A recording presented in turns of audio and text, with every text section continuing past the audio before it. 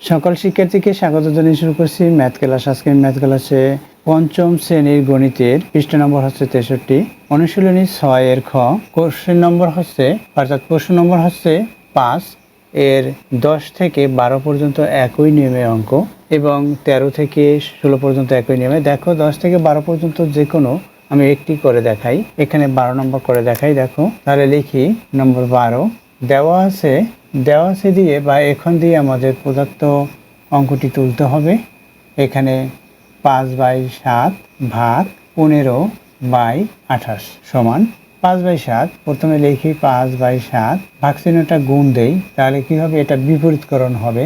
অর্থাৎ এই যে লব, উপরটিকে আমরা জানি লব এবং নিচেরটিকে হর জানি, তাহলে এখানে এই হরটা লব হবে এবং লবটা হর হবে। অর্থাৎ যখন এই গুণ চিহ্ন, এই ভাগ চিহ্নটা গুণ চিহ্ন দেব তখন, অর্থাৎ এখানে 28 এটা লব হলো, 15 এটা হর হলো। এখন দেখো এগুলো আমরা কিভাবে করব। 5 এর গুণের নামটা পরে এটা আমরা ভাগ করতে পারি। 3 5 15, এখানে 5 আছে, এখানে 5 এবং 3 আছে, তাহলে এই 5 বাদ দিলে এখান থেকেও 5 বাদ দিতে হবে, বা উপর নিচ থেকেও আমরা এভাবে বাদ দিতে পারি। অর্থাৎ একই সংখ্যা দ্বারা লব ও হরকে ভাগ করতে পারি। যেমন এটা জোড় সংখ্যা, 2 দিয়ে ভাগ করতে পারি, এটা 2 দিয়ে ভাগ করা যায় না। এটা 4 দিয়ে ভাগ করতে পারি, এটা 4 দিয়ে ভাগ করা যায় না। 7 দিয়ে ভাগ করি, দেখো এটা 7 দিয়ে ভাগ করা যায় না। তাহলে এখানে দেখো, অর্থাৎ লব ও হরকে ভাগ করতে হবে, শুধু লব বা শুধু হরকে ভাগ করা যায় না। এখানে 5 দিয়ে যদি 15কে ভাগ করি, 5 সমান আমরা কি লিখতে পারি, দেখো 5 সমান আমরা 1 গুণ 5 এভাবে লিখতে পারি, আবার 1 না লিখলেও হয়। এরপর আছে 15 কত, এই 15 সংখ্যাটি এখানে 7 দিয়ে হবে না, তাই 15 লিখতে হবে। 15 সমান আমরা কি, এটা 3 গুণ 5 পেতে পারি। দেখো এখানেও 5 আছে, এখানেও 5 আছে, সুতরাং এই 5 বাদ যাবে, এখানে 1 থাকবে, এখানে 3 থাকবে। অর্থাৎ 3 5 15, 3-এর সাথে 5 গুণ করলে 15 হয়, তাহলে এখান থেকে আমরা 5 বাদ দেবো, কারণ এখানে 5 আছে তাই। তাহলে 3 থাকবে, এখানে 5 1 গুণে এখানে 1 থাকে, এই 1 লিখতে পারি আমরা। এরপরে আছে এখানে 7 1 গুণের 7-এর গুণের নামটা পরে এটা আমরা 28কে ভাগ করব, অর্থাৎ 4 7 28, এটাকে কেটে দিয়ে এখানে 4 লিখব। কিভাবে, এখানে 7 সমান সমান আমরা 1 গুণ 7 এভাবে লিখতে পারি, বা 7-এর গুণের সংখ্যা আমরা বের করতে পারি। অর্থাৎ 7কে 7 দ্বারা ভাগ করলে 1 এবং 7 হবে, তাহলে 7-এর গুণের সংখ্যা। অর্থাৎ এইভাবে বলেছি, 7কে যদি আমরা 7 দ্বারা ভাগ করি, এখানে 1 হবে, অর্থাৎ 7 ইকুয়াল এই 1, এখানে 1 আছে, এই 7 আছে, 7 ইকুয়াল 1 গুণ 7 এভাবে আমরা লিখতে পারি। তদ্রূপ এখানে 28 আছে, 28 সমান আমরা কি লিখতে পারি, 28-এর যেহেতু জোড় সংখ্যা 2 দিয়ে ভাগ করতে পারি, আবার 4 দিয়েও করতে পারি, তাহলে 4 গুণ 7 4 7 28। দেখো এই দুটো একই, অর্থাৎ 1 থাকবে, 7-এর মধ্যে 1 থাকবে এবং 4 থাকবে এখানে 28-এর মধ্যে, তাই 28 এখানে 4 হলো, এখানে সাথে 1 হলো। এখন লবের সাথে লব গুণ, যেহেতু এটা গুণ চিহ্ন, তাহলে এই 4-এর সাথে 1 গুণ করবো, 4 লিখবো। এখানে 3 আছে, এখানে 1 আছে, 3-এর সাথে 1 গুণ করি 3। দেখো এখানে লব বড় হর ছোট, সুতরাং এখানে ভাগ হবে। অর্থাৎ আমরা 4কে 3 দ্বারা ভাগ করব। 4কে 3 দ্বারা ভাগ করি, 3-এর গুণের নামটা পড়ি, এটির চেয়ে বড় না হয়, অর্থাৎ এই ভাজ্যের চেয়ে বড় না হয়, এভাবে গুণের নামটা পড়তে হবে ভাজকের।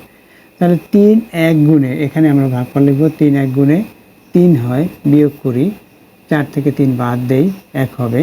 তাহলে আমরা কি পেয়েছি, ভাগফল 1 পেয়েছি। এরপর এই যে 1 সংখ্যাটির মাঝ বরাবর আমরা বাই চিহ্ন দেব। এখন এই যে ভাগশেষ যেটা আছে সেটা লবে লিখব এবং ভাজক যেটা সেটা হরে লিখব, অর্থাৎ এটা হলো কি পেয়েছি, তাহলে 1 সমস্ত 3-এর 1 বা 1 সমস্ত 1/3 এটাই পড়তে পারি। তাহলে নির্ণেয় সরল মান, অতএব নির্ণেয় সরল মান কত, 1 সমস্ত 1/3, এটা হলো নির্ণেয় সরল মান। দেখো এই একই নিয়মে, অর্থাৎ এই যে 12 নম্বরের একই নিয়মে এখানে 10 11 তোমরা করতে পারবে। অর্থাৎ একইভাবে আমরা এই ভাগ চিহ্নটা গুণ দেবো, এটা বিপরীতকরণ, অর্থাৎ ভাগ চিহ্নটা গুণ দিলে এটা বিপরীতকরণ হবে, অর্থাৎ 15/8 হবে।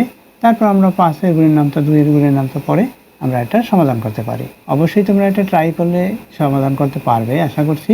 এবার এই যে 11 নম্বর, এটা একইভাবে করতে হয়। দেখো এখানে 13 14 এবং 16, এখানে এই 15 নম্বরটি মিশ্র ভগ্নাংশ দেওয়া, তাহলে প্রথমে আমি 15 নম্বর করে দেখাই কিভাবে করতে হয়। দেখো 15 নম্বর লিখি, এখানে দেওয়া আছে কি সেটা লিখে নেই, দেওয়া আছে কি দেওয়া আছে সেটা প্রথমে তুলে নেই। এখানে 2 সমস্ত 4-এর 1 বা 1/4, এরপর ভাগ চিহ্ন 2 সমস্ত 1/4। এটা কি হবে দেখো, এটা একই, সুতরাং এটাকে এটা দিয়ে ভাগ করলে ভাগফল 1 হবে। অর্থাৎ আমরা সরাসরি ভাগফল 1 লিখতে পারি, অথবা এই যে হর যেটা আছে সেটার সাথে এই পূর্ণ সংখ্যাটি গুণ করবো। 4-এর সাথে 2 গুণ করি, 4 দুগুণে 8, 8-এর পরে 1 যোগ করি, 9 হবে। বাই এখানে 4 আছে, 4 লিখে এখানে ভাগ চিহ্ন দেই, 4 দিয়ে এটাকে গুণ করি 8, 8-এর সাথে 1 যোগ করি, 9 হবে। 9/4 এটা হলো, সমান দেই। এই ভাগ চিহ্নটা আমরা গুণ দেব, তাহলে কি হবে, ভাজ্যটা লিখে নিতে হয়, এরপর গুণ চিহ্ন দিলাম, ভাজকটা বিপরীতকরণ হবে। এটা হয়ে গেল। এখন 9 দিয়ে এই 9কে ভাগ করলে ভাগফল 1 হবে, আবার 4 দিয়ে 4কে ভাগ করলে ভাগফল 1 হবে। এখানে 1-এর সাথে 1 গুণ করি, 1 হবে। এখানেও আমরা 1 লিখতে পারি, এখানে 1, এখানে 1, তাহলে 1/1 অর্থাৎ 1ই হলো। অর্থাৎ 1কে 1 দিয়ে ভাগ করলে, অর্থাৎ এইভাবে এই 1-এর সাথে 1 গুণ করে 1 হলো, এই 1-এর সাথে 1 গুণ করে 1 হলো, তাহলে এই 1কে 1 দিয়ে ভাগ দিলে ভাগফল এই 1 হবে। এটা হচ্ছে নির্ণেয় সরল মান। দেখো এই যে প্রত্যেকটি অঙ্ক, অর্থাৎ এটা ভিন্নভাবেও আমরা করতে পারি। ভিন্নভাবে কিভাবে দেখো, এই যে 12 নম্বর আমি সমাধান দিয়েছি, এই 12 নম্বরের এখন যদি আমি এখানে এই 11 নম্বরটি করে দেখাই। দেখো 11 নম্বর সরাসরি আমরা লিখে দেই, দেওয়া আছে, লেখার প্রয়োজন নেই, লিখে দেই। এখানে 2/3, এরপর আছে ভাগ চিহ্ন 4/9, এটা লিখলাম, সমান দেই 2। এখানে 2 সমান আমরা 1 গুণ 2 লিখতে পারি, 3 সমান 1 গুণ 3 লিখতে পারি। এর কারণ হচ্ছে এই 2-এর কোনো পরিবর্তন হয় না, 2-এর সাথে 1 গুণ করলে এর কোনো পরিবর্তন হয় না। এই যে ভাগ চিহ্নটা, এটাকে আমরা গুণ দেব, গুণ দিলাম। এরপর কি হবে, এই যে হর 9 আছে, 9 উপরে লিখবো। 9 কি, 9 গুণ 1 বা 3 গুণ 3, আমরা এভাবে 3 গুণ 3 লিখতে পারি। এরপর কি, এই 9টা লব হলো, এই লবটা হর, অর্থাৎ 4 আছে, তাহলে 2 গুণ 2 আমরা এভাবে লিখতে পারি 4।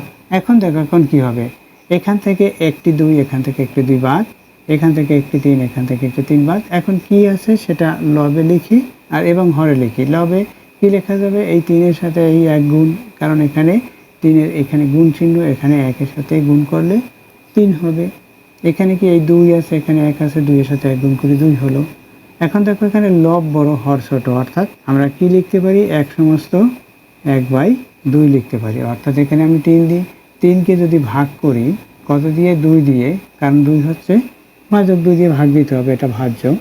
2 3-এর মধ্যে কতবার যাবে, কারণ এটার সাথে এটা 1 বেশি, তাই 1 বার যাবে, আরও 2 বার হলে 4 হয়ে যায়। অর্থাৎ আমরা যদি এখানে 2 লিখি, 2-এর সাথে 2 গুণ করে 4 হবে।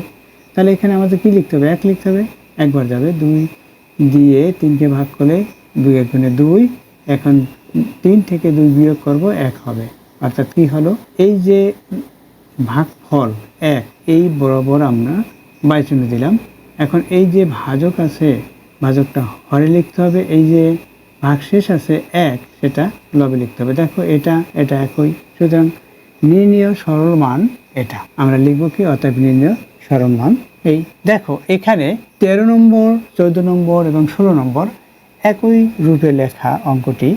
তাহলে যদি 13 নম্বর করে দেখাই, তাহলে অবশ্যই তোমরা এগুলো করতে পারবে। আবার এখানে 14 নম্বর বা এখানে 16 নম্বর যে কোনো একটি করে দেখাই। দেখো 14 নম্বরটি দেখিয়ে দেই, 14 নম্বরটি লিখি, এটা তুললাম 8, এখানে ভাগ চিহ্ন, প্রকার চিহ্ন ভাগ, 6/7 ইকুয়াল দেই, 8 লিখলাম, গুণ দেই, ভাগ চিহ্ন গুণ দিয়েছি, এটা বিপরীতকরণ হবে, অর্থাৎ 7/6 হবে।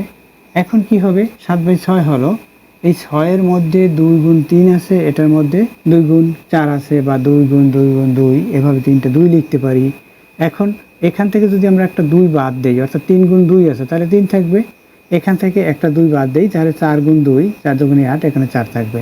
তাহলে এখন কি হলো, এখন এই 7-এর সাথে এই 4 গুণ, তাহলে কি হলো, 4 7 28, এখানে হর 3 আছে, 3 লিখি।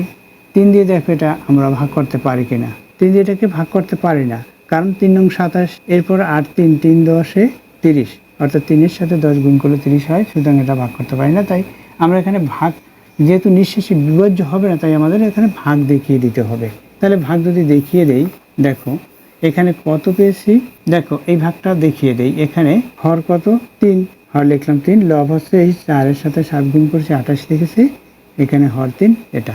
এখন যদি ভাগ করি 3 দিয়ে 28কে ভাগ করি, 3-এর গুণের নামটা পড়ি, 3 এর সাথে 9 গুণ করলে 3 নং 27, 27 লিখলাম, বিয়োগ করলাম, ভাগশেষ 1। তাহলে কি হবে, প্রথমে ভাগফল লিখলাম, ভাগফল বরাবর মাঝ বরাবর টান দিলাম, অর্থাৎ বাইর চিহ্ন দিয়েছি। এখন এই যে ভাগশেষ আছে সেটা লবে লিখতে হবে, ভাজক যেটা আছে সেটা হরে লিখতে হবে, অর্থাৎ নির্ণীয় সরল মান 9 সমস্ত 1/3 বা 3-এর 1, যে কোনো একটা পর্ব হয়, 9 সমস্ত 3-এর 1 পর্ব অথবা 9 সমস্ত 1/3 পর্ব।